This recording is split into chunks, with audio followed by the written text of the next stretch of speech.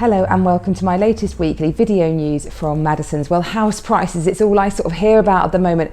Are we expecting a correction, more of a rise? What is expected to happen? And Rightmove came out with their house price forecast in that they expect prices to rise by 5% over 2022, which is what I have been saying I think will happen for quite some time.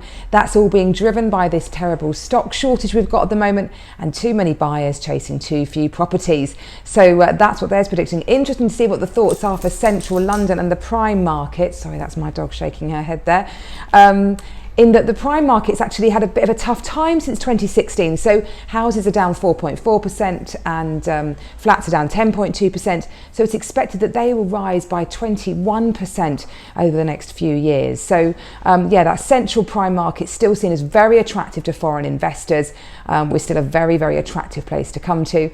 So that is expected to see quite a big correction over the next few years, and those increases, I'll look forward to seeing what happens there.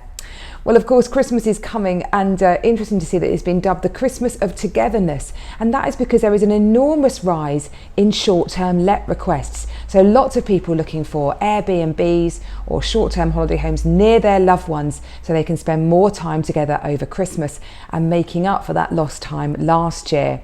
Of course, that'll be great for anyone with a short-term let. Long-term lets, worried there's going to be a reduction in stock of those. So that's your traditional rental property.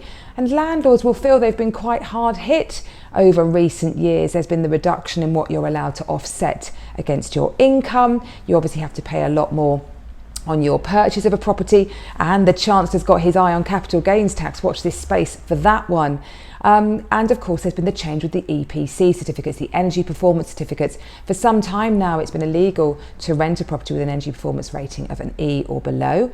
And it's expected this will rise. The government has said that for all new tenancies by 2025, they want them to be a C or above. And for all tenancies, full stop, by 2028, to be a C or above as well. And that will, of course, cause enormous financial burden on the rental stock. A survey showed that 50% of landlords think they will sell their property as a result of that. They simply won't be able to afford those changes. And of course, when you've got a shortage of stock, those will be snapped up by buyers, which could place enormous pressure on the private rental sector.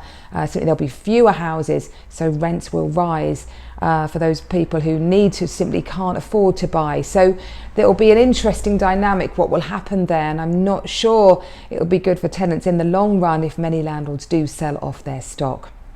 Well, final story I wanted to finish on. Did you know that if you want to live the longest, you better get moving to Detling? It's a little village just outside Maidstone, about 3 miles away, sits at the foot of the North Downs, and it's been shown in a Rightmove survey to have the longest life expectancy. It's a very, very pretty village. To give you an idea of what you can buy there, a lovely manor house you can see here at 1.65 million, a 1930s chalet bungalow at 415,000.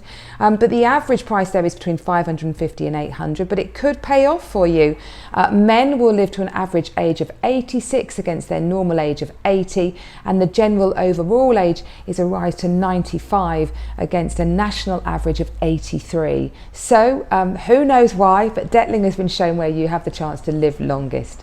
I've got lots of new properties coming to market in the new year. We're gearing up for sales of those. So if you haven't registered with us, please do give us a call. We'll be delighted to give you a sneak peek of those. But in the meantime, I hope you continue to prepare for the Christmas festivities, and I look forward to seeing you next week. Bye-bye.